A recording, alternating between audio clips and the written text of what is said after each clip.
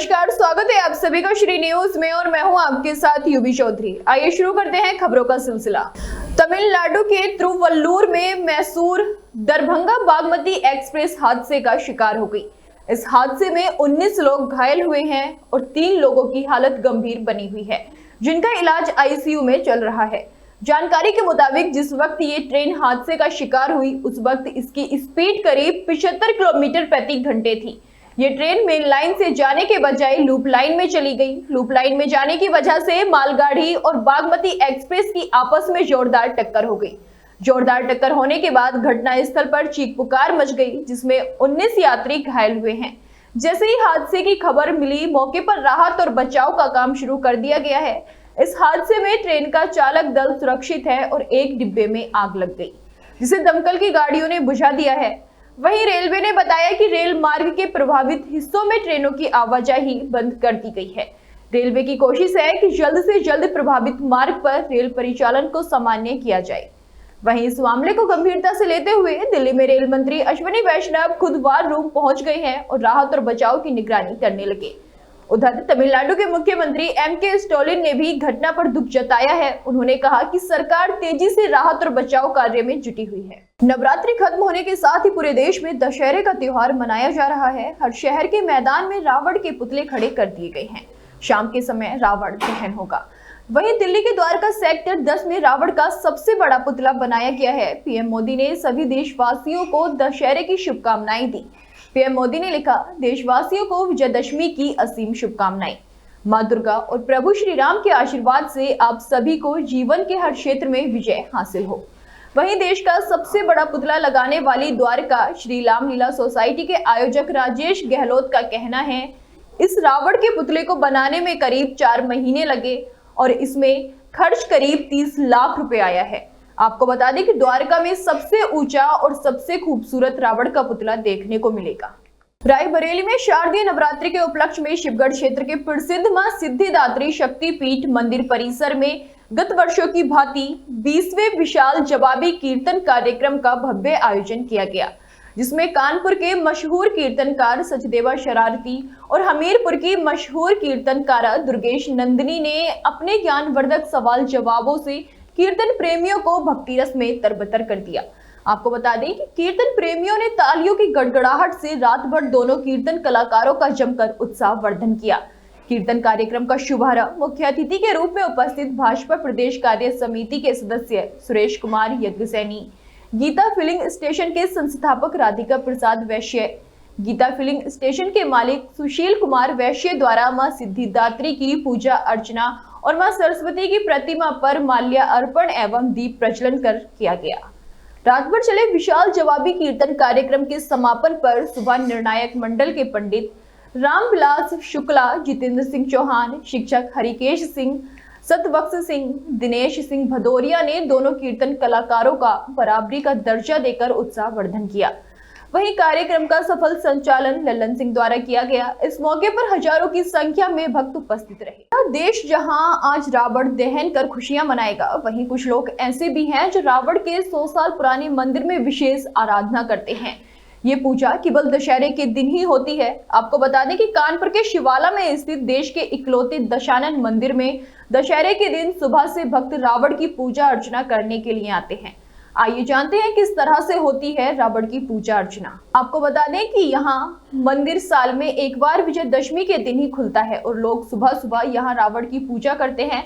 दशानन मंदिर में शक्ति के प्रतीक रूप में रावण की पूजा होती है और श्रद्धालु तेल के दिए जलाकर मन्नतें मांगते हैं। परंपरा के मुताबिक सुबह ही मंदिर के कपाट खोल दिए जाते हैं और रावण की प्रतिमा का साज श्रृंगार किया जाता है। शाम को आरती के बाद मंदिर के दरवाजे 1 साल के लिए बंद कर दिए जाते हैं। यहाँ मान्यता है कि रावण को तेल और पीले फूल चढ़ाने से भक्तों के ग्रह के सारे दोष समाप्त हो जाते हैं और घर में खुशियां आती हैं। यहाँ महिलाओं की सूनी गोद भी भरती है।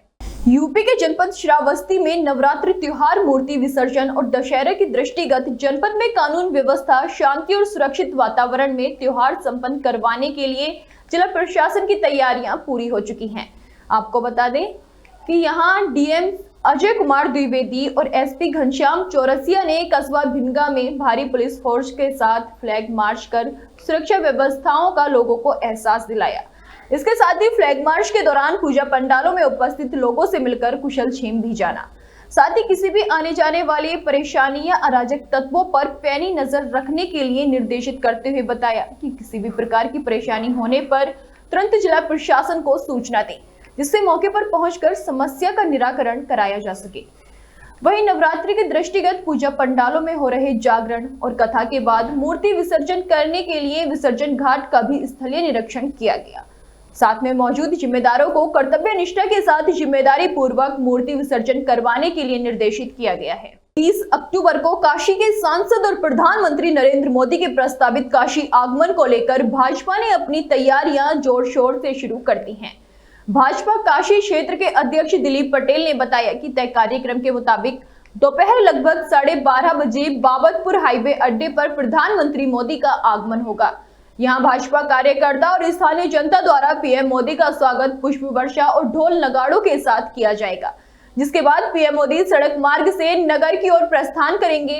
वहीं रिंग रोड पर स्थित शंकर नेत्रालय जाएंगे, जहां उत्तर भारतीयों के लिए बने आंख के अस्पताल का लोकार्पण करेंगे और नेत्रालय से जुड़े विशिष्ट जनों से संवाद भी करेंगे। पीएम मोदी सिगरा में लगभग 200 करोड़ की लागत से तैयार वाराणसी स्पोर्ट्स कॉम्प्लेक्स यानी सिगरा स्टेडियम का उद्घाटन करेंगे और बाबतपुर टर्मिनल बिल्डिंग फाउंडेशन के शिलान्यास सहित अन्य परियोजनाओं का लोकार्पण और शिलान्यास भी करेंगे। इसके साथ ही प्रधानमंत्री के इस दौरे को लेकर काशी में उत्साह का माहौल है और भाजपा कार्यकर्ता उनकी अगवानी के लिए बड़े स्तर पर तैयारियों में जुटे हुए हैं। कन्नौज वन विभाग अपने कारनामों से आए दिन चर्चा में रहता है। इस बार टी गार्ड की क्वालिटी को लेकर चर्चाओं में आया है। आपको बता दें कि कन्नौज जनपद में कई जगह सड़क के किनारे दोनों साइड पेड़ और उसकी सुरक्षा के लिए सीमेंट के जालीदार टी गार्ड लगाए जाने हैं। जानकारी के मुताबिक 96 लाख रुपए की लागत से टी गार्ड लगाए जाने के लिए एक संस्था को इसका ठेका दिया गया था, लेकिन टी गार्ड का मानक भी बाकायदा लिखित में कार्यदायी संस्था को दिया गया है, जिसमें साफ साफ लिखा गया है कि 6 mm की लोहे की सरिया का इस्तेमाल किया जाएगा। लेकिन अब तस्वीरें जो सामने आई हैं उनमें साफ देखा जा सकता है कि एक पतला सा तार से टी गार्ड बनाया गया है। वहीं इस पूरे मामले में डीएफओ हेमंत सेठ सहित कोई भी अधिकारी कुछ भी बोलने को तैयार नहीं है। बदायूं के मुजरिया थाना क्षेत्र के ग्राम हसुआ नंगला निवासी शिवम पुत्र सुभाष यादव साइकिल से अठगोना गया था। अठगोना से वापस लौटते समय अठगोना से हसुआ नंगला के मध्य किसी अज्ञात वाहन ने उसे टक्कर मार दी, जिसके चलते साइकिल का हैंडल शिवम की जांघ में घुसने से घटनास्थल पर ही उसकी मौत हो गई। वहीं घटना की खबर सुनते ही परिजनों में कोहराम मचा हुआ है और घटना की सूचना पुलिस को दे दी गई है। सीतापुर पुलिस को बड़ी कामयाबी हाथ लगी है। पुलिस द्वारा 4 ऑटो लिफ्टों को गिरफ्तार करने का दावा किया गया है। आपको बता दें कि पुलिस ने गिरफ्तार किए गए शातिर ऑटो लिफ्टर अभियुक्तों की पहचान सौरभ त्रिवेदी, श्याम किशोर सिंह, सूरज और भानु के रूप में की है। पुलिस ने शातिर ऑटो लिफ्टर को हारून कमिश्नर की बाग निकट श्यामनाथ रेलवे क्रॉसिंग के पास से गिरफ्तार किया है। वहीं शातिर ऑटो लिफ्टर के पास से 7 मोटरसाइकिल और 1 मोटरसाइकिल के खोले हुए पार्ट, इंजन और वाहन खोलने के कई उपकरण भी बरामद हुए हैं। अभियुक्तगण ने पूछताछ में बताया कि वो मिलकर जनपद सीतापुर के अलग अलग क्षेत्रों से योजनाबद्ध तरीके से मोटरसाइकिलें चोरी करते थे, जिन्हें लाकर वो छुपा कर रखते थे और उनके पार्ट्स को बेचकर अपना जीवन यापन करते थे।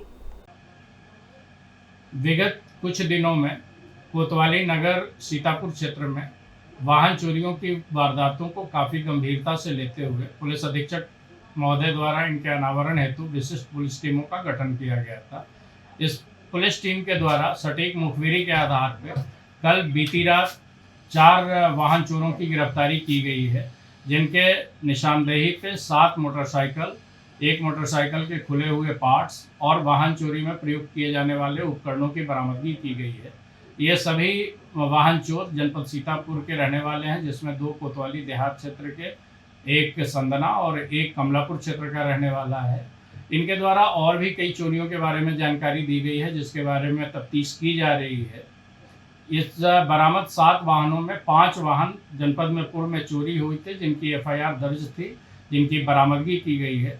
इनके द्वारा प्राप्त सूचना के आधार पर और गंभीरतापूर्वक कार्रवाई की जाएगी और गिरफ्तारियां की जाएगी तथा और वाहनों की बरामदगी की जाएगी। सीतापुर के रामकोट थाना क्षेत्र के इल्सिया पार्क इलाके का एक मामला सामने आया है। जानकारी के मुताबिक कमलापुर के निवासी सिद्धार्थ मिश्रा अपने 2 साथियों के साथ पार्क में आया था। मृतक के साथ आई व्यक्तियों ने जानकारी दी कि सिद्धार्थ पार्क के पीछे हिस्से में शौच के लिए गया था, जिसके बाद अचानक उन्होंने गोली चलने की आवाज सुनी तो वो भागकर मौके पर पहुंचे, जहां संदिग्ध अवस्था में सिद्धार्थ का झाड़ियों में मृत अवस्था में शव मिला। आपको बता दें कि सिद्धार्थ के शव के समीप 315 बोर का अवैध तमंचा भी पड़ा मिला है। घटना की जानकारी पुलिस को दी गई, जिसके बाद मौके पर पहुंची पुलिस ने फोरेंसिक टीम के साथ जांच पड़ताल शुरू की। वहीं पुलिस का कहना है कि प्रथम दृष्टया मामला आत्महत्या का लग रहा है, लेकिन जांच शुरू कर दी गई है और जांच के बाद ही स्पष्ट हो पाएगा कि सिद्धार्थ की मृत्यु कैसे हुई है। फिलहाल संदिग्ध अवस्था में गोली लगने से सिद्धार्थ की मौत के बाद परिवार में मातम का माहौल है। खबर मेरठ से है, जहां भाजपा नेता और कार्यकर्ताओं ने थाने का घेराव किया। आपको बता दें कि कार्यकर्ताओं ने मात्र 50 मीटर की दूरी पर अवैध बसों में जीएसटी बचाने के लिए अवैध तरीके से माल ढोने की शिकायत की है। थाना अध्यक्ष के रवैये के खिलाफ थाने में धरने पर बैठे भाजपा कार्यकर्ताओं ने थाना अध्यक्ष के रवैये को लेकर शिकायत की और बदसलूकी करने का भी आरोप लगाया। वहीं भाजपा नेता और पूर्व शहर विधानसभा प्रत्याशी कमल दत्त शर्मा ने थाना अध्यक्ष को चेतावनी दी। उन्होंने कहा कि शेर को सवा शेर मिल ही जाता है।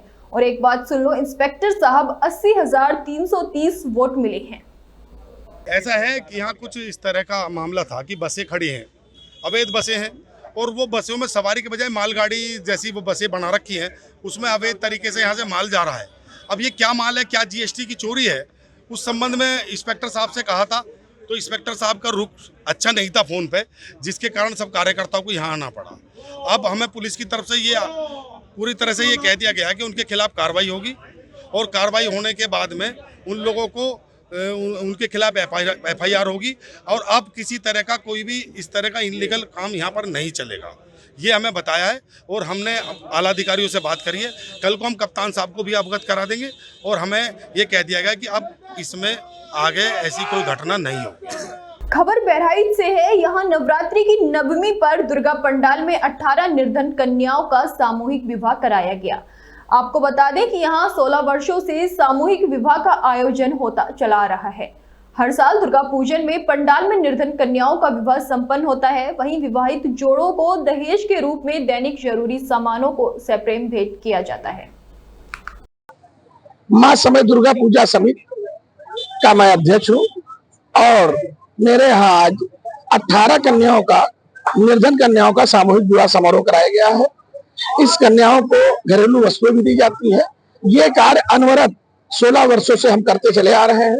ये हमारे परम पूज्य गुरुदेव महामंडलेश्वर स्वामी रविगिरी जी महाराज और हमारे माता पिता, हमारे पूर्वज, हमारे संरक्षक और हमारे मोहल्लावासी, हमारे मित्रगण और हमारे बहुत सारे व्यापारी सहयोगी, अधिकारी सहयोगी, जिनसे हमें तन मन धन का सहयोग मिलता है और ये कार्यक्रम अनवरत करते हैं।